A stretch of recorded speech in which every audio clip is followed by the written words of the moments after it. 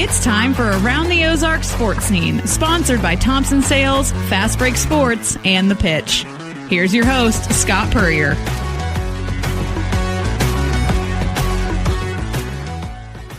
Welcome into another edition of Around the Ozarks Sports Scene. I am Scott Purrier. As always, appreciate you tuning in this week as we talk with the newsmakers in local sports. Big thank you to our sponsors, Fast Break Sports, The Pitch Pizza and Pub, and Thompson Sales. We're going to be joined later on in the podcast by Miles Thompson of Thompson Sales to talk about their 106-year anniversary sale going on this month out at Thompson. So stay tuned for that.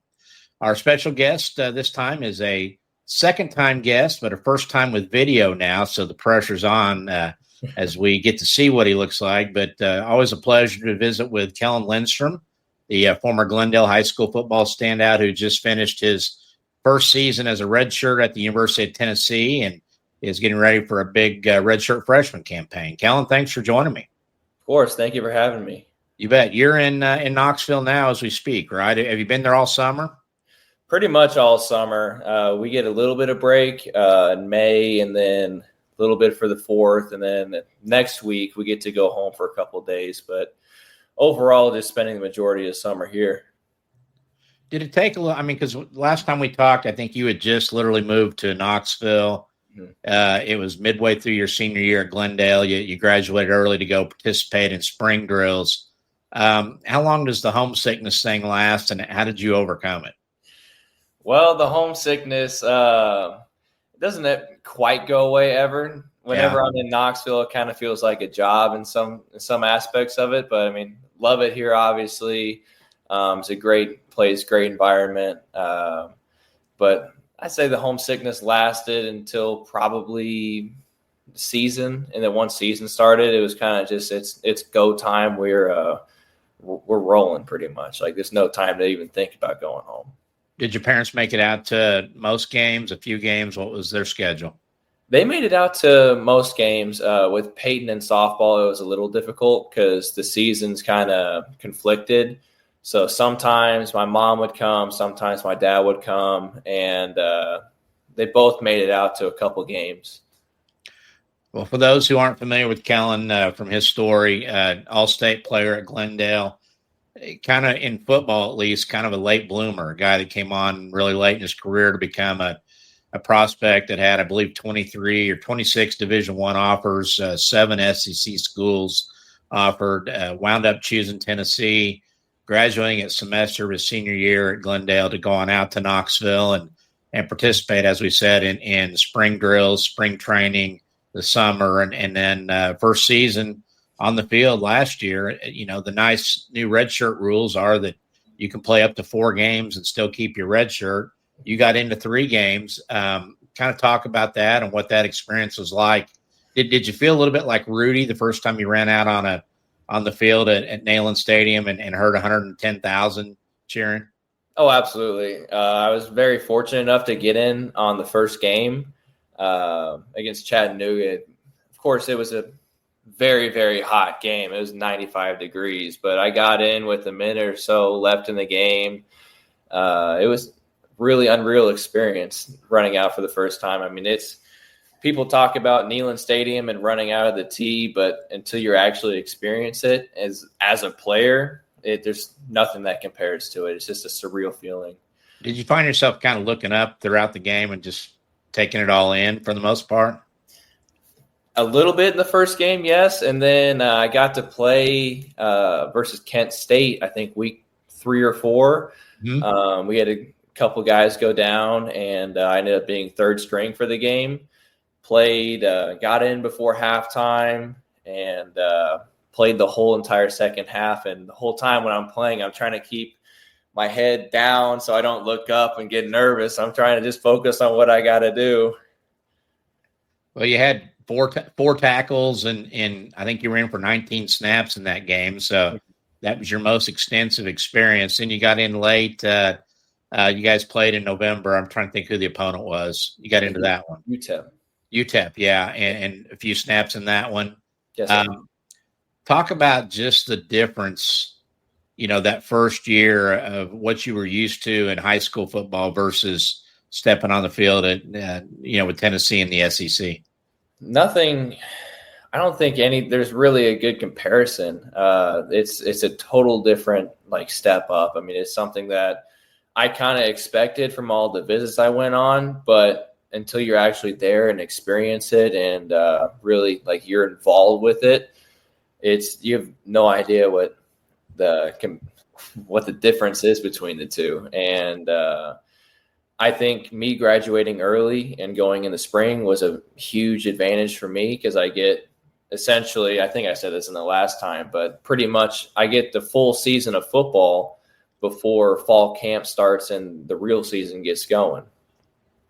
I remember when we talked, it was before you guys had actually started official spring drills, and you were still trying to figure out where classes were. And I think you'd lost weight. I think you were down to about 225 maybe. Mm-hmm. Good to see at least they list you at 240 now. Are you legit 6'5", 240? I am legit 5'6", 240. It's funny enough, I had a physical yesterday, and I finally broke that 6'5" range. I've always been 6'4" to 7'8", 6'4" and 3/4, but I finally peaked over to 6'5". Have you fluctuated on the weight side at all, or have you been keeping it around that 240?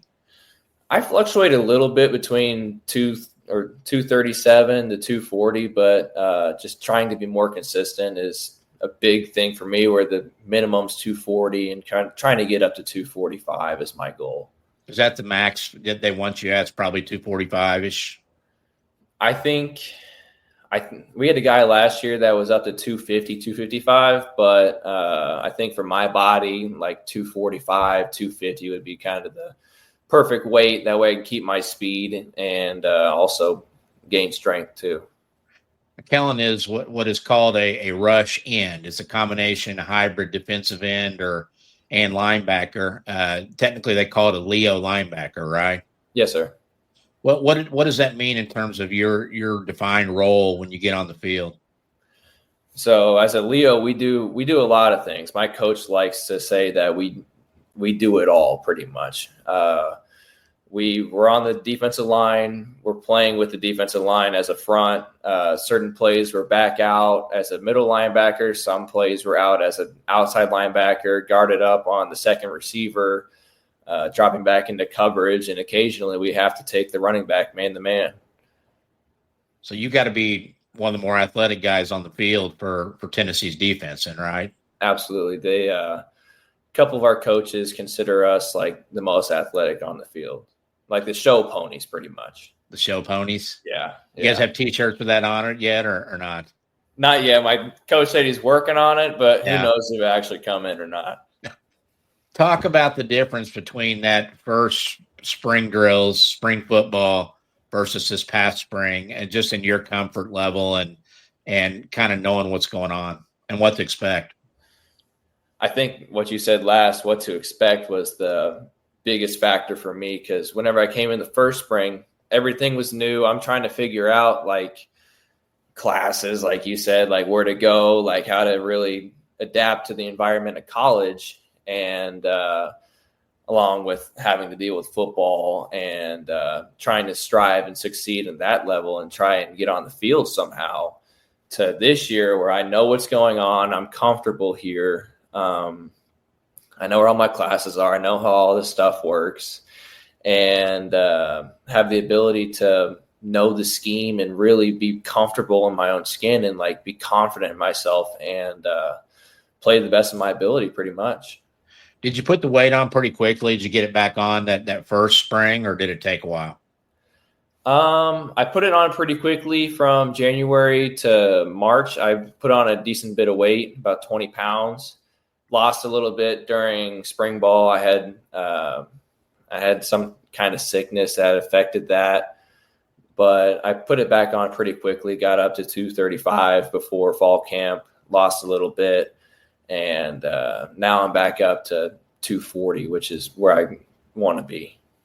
Two things that I don't think we can ever comprehend as sports fans, and you're living it right now, but number one, just how competitive everything is at a school like Tennessee that expects to contend for SEC championships and expects to contend for college football championships.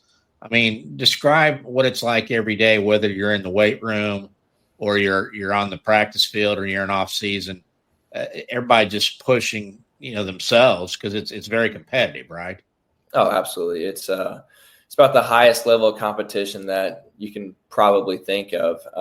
Like you said, everyday life, like weight room, off-season training, like it's always a competition. You're always trying to fight to take somebody's spot. I mean, even in the meeting room, like we have tests every Wednesday on the plays, and the guy who doesn't know his stuff, he's not going to play. So you got to be sharp in all aspects of like every format of life in football.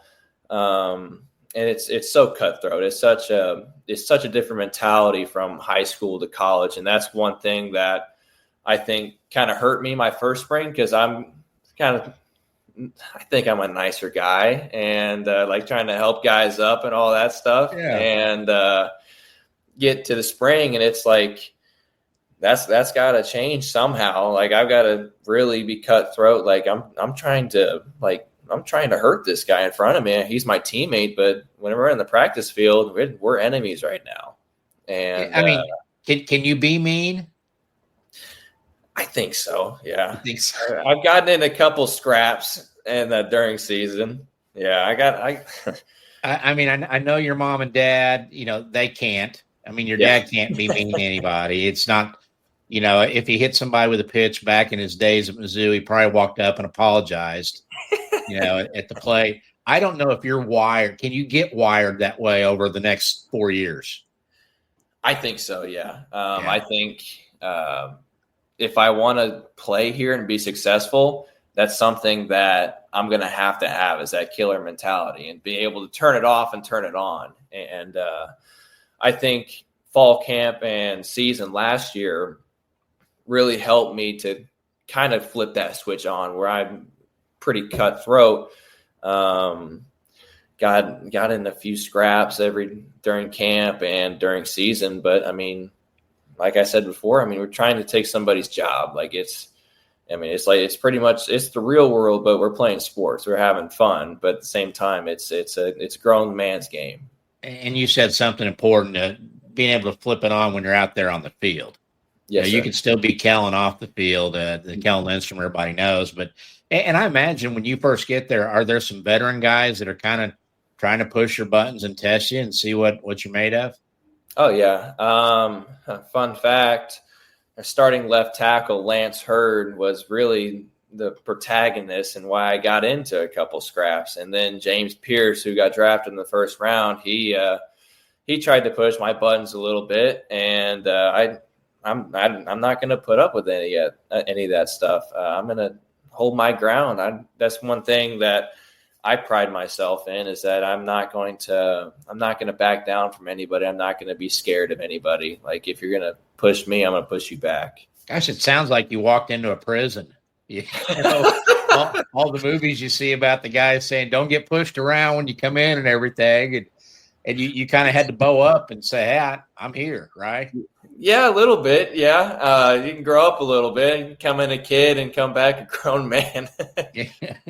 The other thing that I wonder about it is like the training table. When you guys go eat breakfast, lunch, and dinner, and you're a guy that when you got there, I'm sure they wanted you to put on weight. Describe what those meals are like for you guys, where you go for them, and what kind of a spread is out there every day for you.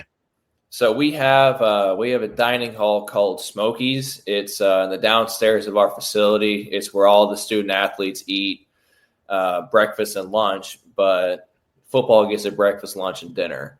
It's pretty much a buffet that provides anything from carbs, protein, fruit bar, salad bar, smoothie bar. Make your own stations of like stir fry or pasta, and that pretty much goes breakfast, lunch, and dinner. Dinner, sometimes they spiff it up a little bit, and we'll get steaks and lobsters occasionally, and it's pretty good food. What could you weigh if you cut loose on that deal? Well, I'm trying to cut loose on it now. That's are? The kicker. Yeah, it's been hard to stay on there, or what happens? Is it the metabolism? Yeah, I have a metabolism that my dad does not. He always gives me crap. He's like, I don't know what's wrong with you. I was able to put weight on pretty easily, but you can't put any on. I'm doing my best. I come home and I meal prep and I eat about 5 meals a day, drink a bunch of protein shakes, and I'm still teetering where I was before. It doesn't make much sense to me. God, I think every fat guy hates you right now too. You talking about that. And I think you almost kind of called your dad fat in a little bit, in a way there. Hey, his words. Apologize, or did you really kind of mean to fire that shot? It's his words, not mine. I mean, it's nothing offensive. Was there a moment that first spring where, and I'm sure with anybody that goes into that situation from Springfield Glendale High School to the SEC, where you're kind of like, what am I doing here? Can I do this? Do I belong? Was there a moment or a defining moment where you kind of said, hey, I got this? And what was that, if there was? I felt like I had a pretty decent spring last year. I don't know if there was an exact defining moment that said that, but just being able to slowly progress myself physically and mentally and learn what's going on and just keep building day by day and getting better and better, where I felt like, okay, I can do this by the end of the spring. I might have a shot of playing. And of course that's kind of short-lived, but it's a constant confidence battle. I think that's the biggest thing that is a difference from high school to college. Is in high school, you're always being told how good of a job you're doing and oh, that's great play. Great job, Kellen, all that stuff. In college, it's not much of that. It's you're going to get cussed out all the time. You're not going to get too many compliments. I got threatened by our defensive line coach my first spring that he was going to send me on a flight straight back home to Springfield, Missouri, my 5th practice in. And I'm like, okay, this is different. I gotta figure this out. And the irony of that is these are the guys that are kissing your butt for 2 and 3 years. Mm-hmm. Telling you how great you can be in the program, just getting you to try to sign on that dotted line. That flips pretty quickly, doesn't it? It does. Yeah, it really does. It's all roses and butterflies during recruiting. They're just trying to get you in the door and tell you how good, like you said, how good you are, and you're going to be great for the program. Well, yeah, we're going to be walking you on that stage on the draft, that kind of deal. Yeah. And then you get there, and it's like, okay, now you're here. Let's go to work. I'm going to coach you hard like everybody else. And that's one thing that I do appreciate from Coach G, who's our defensive line coach, is that he treats everybody the same on the field. And he always tells us bottom of his heart that he loves us to death. We're his sons. And it's the truth. He truly has our best interests involved in everything he does. And, more than just being a good football player, he wants to make us until the best man that we can be, the best husband, the best father that anybody can be. We had a great season. The Vols did 10-3, finished 3rd in the SEC. Lose to Ohio State in the first round of the playoffs, 42-17. Game was closer than that. You got away from him early in that one, if I remember right. Yeah. It's in today's world, if you're a red shirt or they intend to red shirt you, do you still dress and travel and get to go to every game, or how do they handle that? So we have a travel squad and a travel limit. So the SEC away games, I believe they travel 70, and for non-conference away games, they travel closer to 80. But for the Ohio State game and all postseason playoff games, bowl games, all that stuff, everybody gets to travel, everybody gets to dress.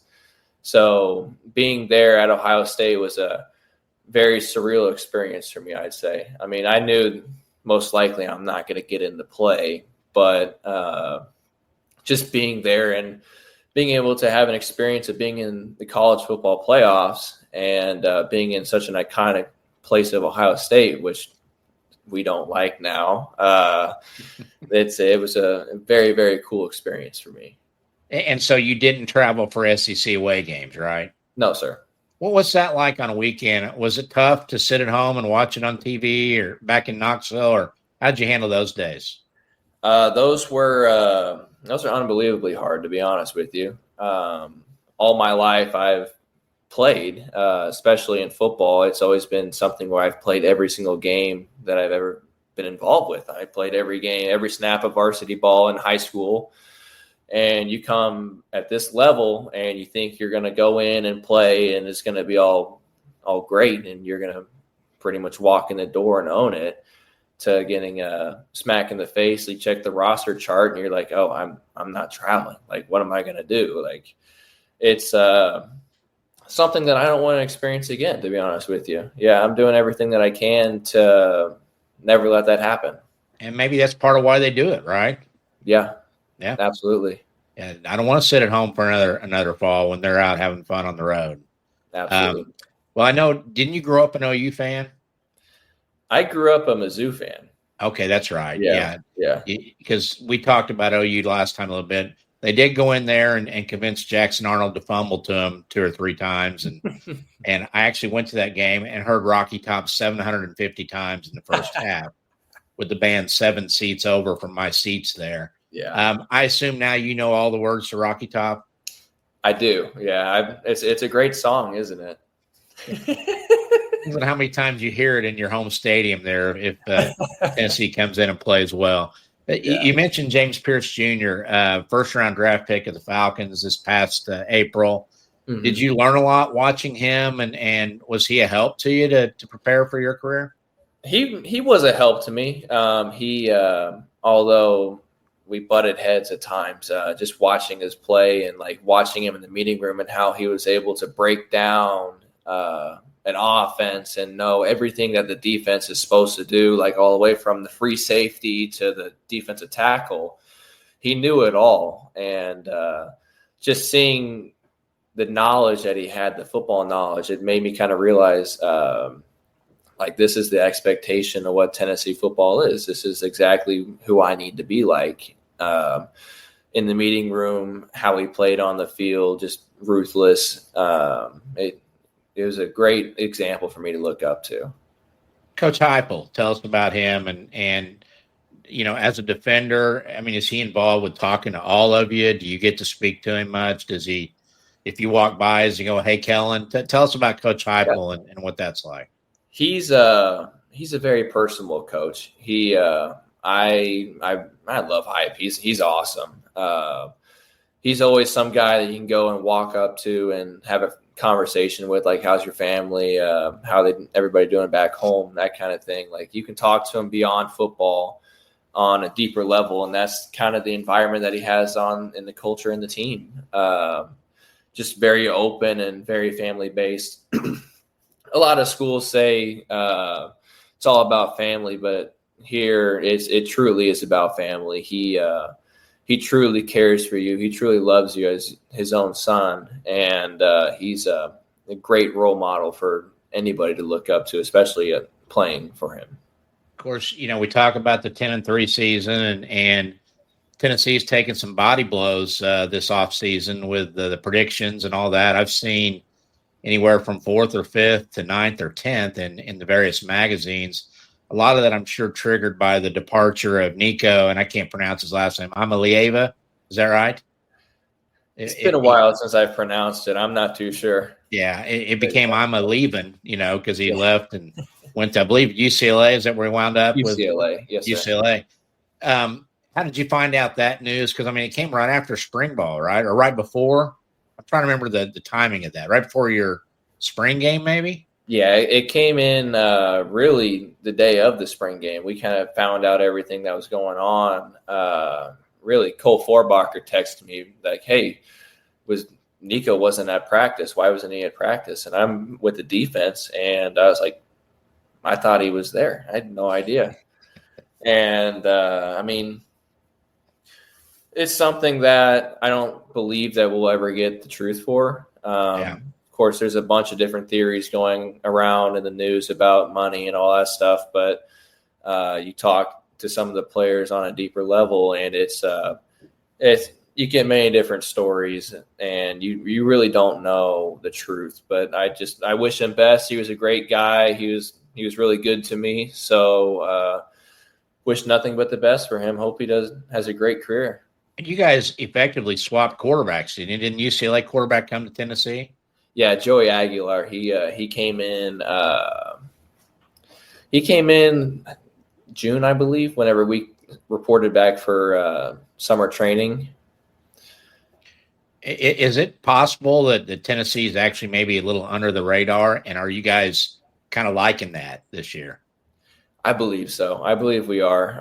I believe we have a good quarterback room. We've got 2 or 3 really good quarterbacks that can play. And Coach Heupel said in the SEC media day yesterday, or the kickoff, that it's going to be a good competition between the 3 in camp.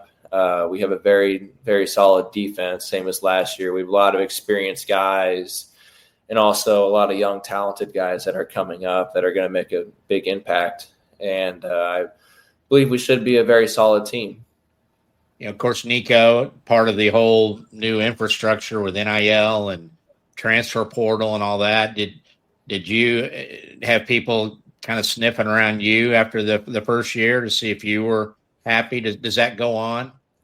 I didn't really experience much of that, which I'm kind of happy with. During the recruiting process, I kind of simmered everything down and told a bunch of the coaches that I was limiting down my list. And I'm pretty fortunate that I didn't get many calls reaching out. I'm very happy where I'm at. And it's a crazy world we live in college football right now. Well, as I say, revenue sharing, I'm sure Tennessee is participating in that. Mm-hmm. Your world changed probably back on July 1. Mm-hmm. Did you ever think you would, in effect, get a salary, so to speak, to play college football? I don't believe all that hits until after next season. Oh, after next season. Yeah, okay. I think it got passed where every NIL deal you have to go through has to go through a certain format and have like a fair share, fair deal, something like that.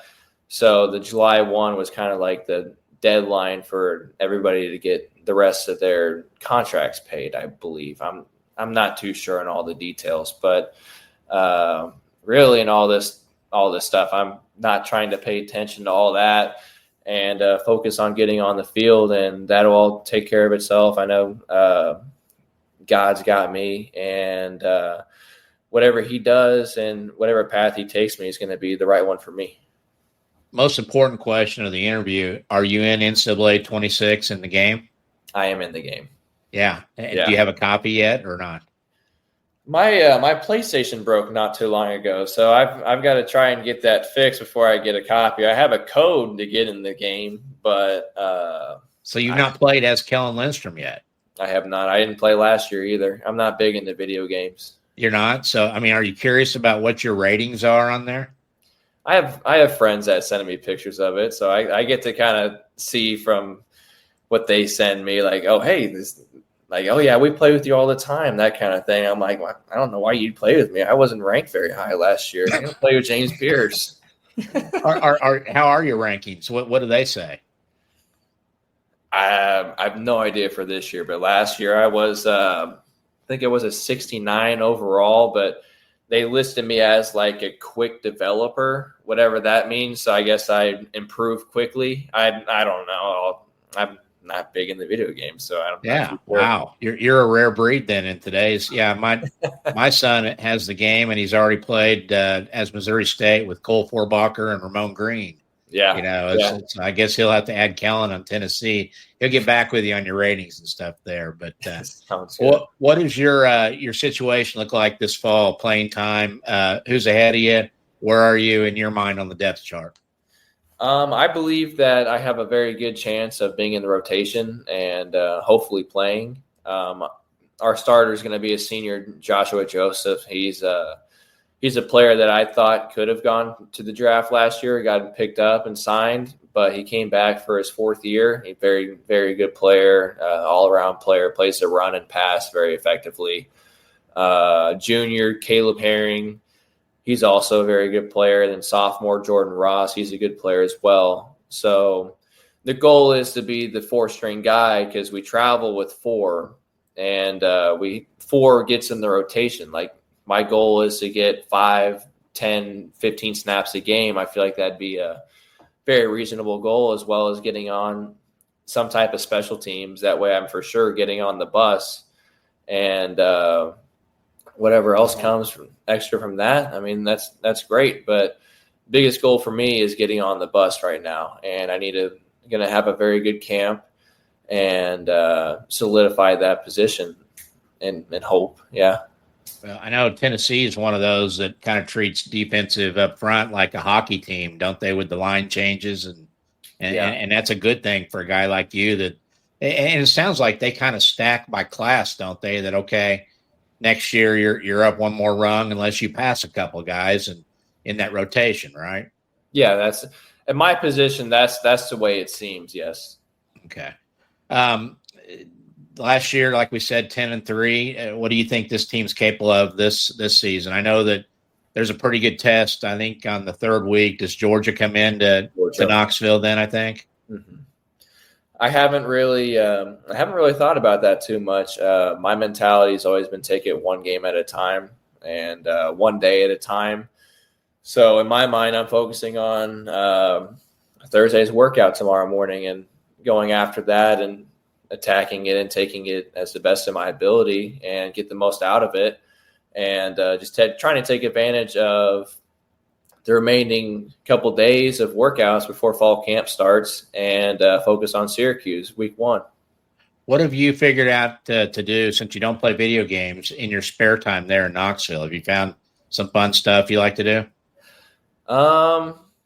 Well, we're really in the facility most of the day, and we have extra workouts that happen at 4 p.m. So I'll go get those extra workouts in, go get something to eat, come back home, eat my food, and watch a little TV and be in bed by 8. I don't really do much other than football and school, to be honest. I take that back. I play a lot of golf. Are you good? I shot an 86 the other day, so I'm not too bad, but it's fun to get out and play on the weekends with teammates. I played with Joey a couple weeks ago, and he's a great guy and just nice team bonding, and have a good time. Golf is very relaxing. It's a nice getaway. What's your strength and your weakness in golf? Well, I hit the ball really far. Don't really know the direction it goes, but my short game is definitely my weakness, in particular putting. Do you miss baseball at all? I know that was kind of your life growing up, and used to see you out on the travel fields, and of course, great run with Glendale baseball.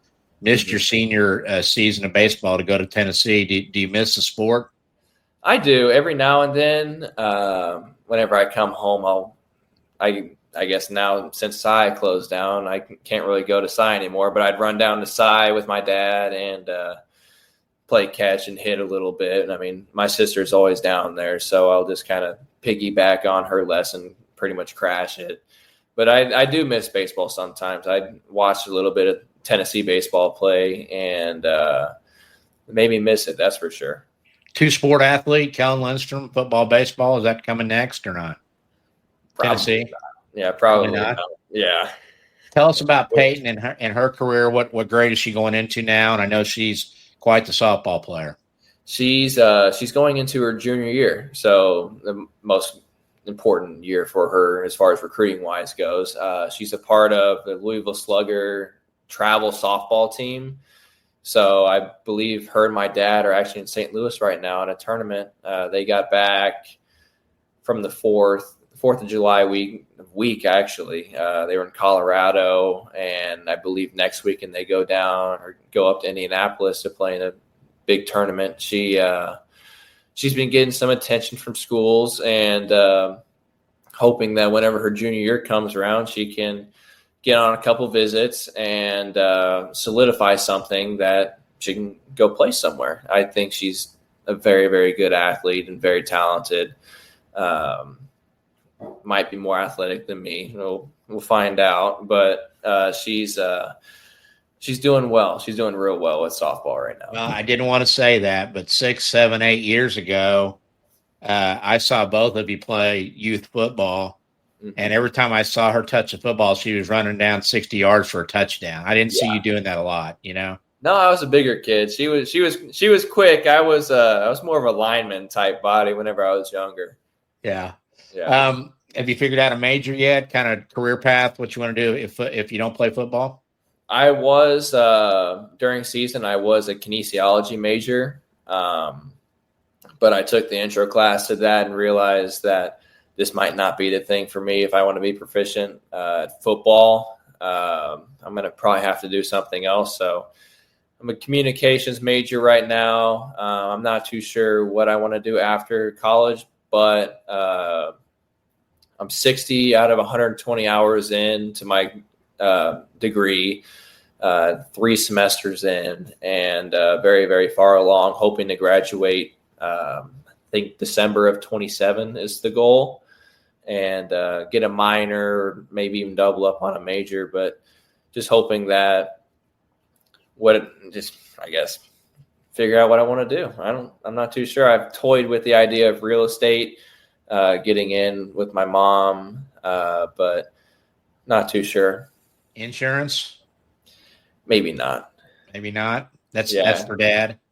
Yeah, that's for Dad. He's kind of told me not to get into the insurance field. There's nothing wrong with it, but he's like, yeah. And Grandpa okay with that? I'm sure he's okay with that. Yeah. You know, he actually came to the Kent State game. That was really cool that he got to come out and watch. I called him up, and when I found out I was a third string, I was like, hey, so you're coming to the game this week. And he's like, what? Like, I am? I'm like, yeah, you need to come. I'm playing. That's like a scene out of Rudy. Yeah. You know? I know. I mean, I was like, you know what? This might be the best opportunity. So, like, this year, he's been talking about coming out to Tennessee, but he won't ever commit to actually going. So I'm like, okay, so either mom or dad is going to take you to Tennessee, and you're gonna watch me play. Well, good deal. Yeah, Kellen, we'll be pulling for you. You said you get to come home here for a couple days before the start. Yes, sir. Yeah, well, enjoy that, and we'll be watching those box scores, looking for those tackles and sacks. Okay. Absolutely. Thank you for having me. Thanks for your time, Kellen. We'll see you later. All right. See you. You betcha. Kellen Lindstrom, the former Glendale standout, just one of the good kids out there. I mean, my gosh, kids in bed at 8 o'clock at night. I want a college student like that. That'd be a great thing. But wish him all the best. And a guy we always wish all the best to is now on with us. He is Miles Thompson, one of our sponsors with Thompson Sales. Miles, how you doing? I'm good, Scott. I'm driving my car, so I'll try not to promote the body shop here. So. Yes. Is that a Thompson's vehicle that you're in by chance? Oh, absolutely, brother. Absolutely. What are we driving today? Today I'm having the GMC Hummer SUT truck. Yeah, all electric Hummer. So I like cruising around this thing right now. Yeah, there you go. Well, tell us about this month. It's a special month in July, always for you guys. 106th anniversary of the Thompson boys been dealing. What's going on at the dealership now? Well, we're having our big anniversary sale this month. 106 years, family owned and operated in Springfield. It's our only store. So this is our dealership for us. So we enjoy it. We want to celebrate with the employees and all of our past customers this month. So we're having a big sale, doing a lot of promotions, and just promoting a good time at the dealership to buy a car, buy a truck. So, So, we're sponsoring out at the Price Cutter Charity Championship this week. So we got a bunch of cars out there. A lot of stuff going on, Scott. A lot of stuff. Yeah, and we had Rob Marsh on last week talking about the big giveaway, the Canyon truck, the raffle that they'll draw on Sunday afternoon, donated by Thompson Sales. You guys, if I remember correctly, didn't you guys get started with that tournament back at its inception in 1990? Yeah. In 1990, we Cadillac Dealers of the Ozarks was the head sponsor of the Wednesday Pro-Am. So that kind of kicked it off and got that thing going. And that was back when Cadillac supported the golf tournament in our area on these events. Now our market's not small or large enough to do that, so they're not doing it anymore with us. So we're just going to do it ourselves. So we like to do that. I mean, the Price Cutter is a great event. We like support the community and support everything around there. And we all love golf, so it was a perfect fit for us. And being in our anniversary month and everything we got going on, it worked out great with Rob too. So couldn't be happier with that. 1995 or 1990 version of Miles Thompson at the Price Cutter Charity Championship. That was back when Miles Thompson was a dunking machine at Glendale High School basketball for Mike Keltner. And of course, now the 2025 Miles Thompson, probably not the dunking machine that he was then, right?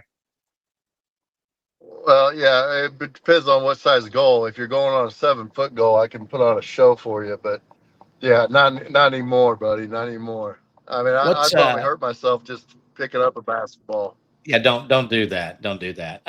What are the most popular cars at your place now? Because I mean, you've got the Buicks, the GMCs, the Cadillacs. You're driving a Hummer now. What are the things that you're seeing leave the lot most frequently these days? It's funny. We sell cars to new Buick side from 18-year-olds, 16-year-olds, all the way up to as old as you can get. Buick's changed around a lot. We sell a lot of the new little Buick Envista has been a huge success with us in the last couple of years. Price point on it, the looks, the safety features, under 30 grand. You just don't see that anymore. Our number one vehicle volume wise is the Sierra truck, and the half-ton Sierras, crew cabs, all the way through the heavy duty 3/4 tons and 1-ton dualies. That's our top volume vehicle across the board usually every month. And we do a great job with the Sierra truck and GMC. Yeah. Okay. I know that the end of the month for car dealers is always a busy time, a big time. You guys making a last push. We're closing in on that here the second half of July, the 106th year of Thompson sales. Are there some pretty good deals to be had at the dealership? Oh yeah, this month we've made all the best deals I can make across the board on everything, just to support the area, our customers, and try to make buy a car at Thompson Sales as easy as possible. So, we welcome everybody. We'll treat you right. We've been doing this a long time, and we want to take care of the buyers and make it. Looks like we may have lost our connection there with Miles, but again, maybe jumping back on here now. Again, Thompson Sales, 1555 East Independence. Miles, we lost you there for a second. I think you may be taking that Hummer into the off-road mode. So we're going to let you go. And again, thanks for your sponsorship and enjoy the tournament this week. Hey, Scotty, good to talk to you. I'll see you soon. We got some fantasy football to talk about coming up, buddy. Absolutely. You bet. Thanks, Miles. Yeah, Miles Thompson of Thompson Sales. Of course, big sports supporters, from the Georgia Third, the late Georgia Third, Lynn, Miles, Tyler, the whole family, just big athletic supporters in the Ozarks, and we appreciate them for supporting this program. I want to thank our other two sponsors as well, Fast Break Sports. They're your home for sports cars and collectibles. They're over there, 3109 South Campbell. If you've got baseball cards, basketball cards you want to protect, they've got the goods over there to keep those things protected, whether it's the nail-down clear holders, the boxes to keep cards in. And, of course, those guys are really happy because our guest back in November on location there, Wyatt Vincent, and a frequent visitor to the shop, was drafted this week by the New York Mets. So congratulations to Wyatt Vincent from Nixa, and he's getting ready to start his pro baseball career, so we wish him the best as well. And also the Pitch Pizza and Pub over in the Southern Hills Shopping Center, right there in the middle of the center off of East Sunshine. Brian Bevel and his team whips up the best pizzas, their calzones, all their appetizers, including the great smoked wings. It's all good lunch and dinner at the Pitch Pizza and Pub. cold beverages, TVs everywhere. So if you got a sporting event you want to watch with your friends, head on out to the pitch and tell Brian and the folks there we said hello. It's going to do it for this week's edition. Our thanks to Kellen Lindstrom for checking in from Knoxville, Tennessee. We will see you next week on Around the Ozark Sports Scene.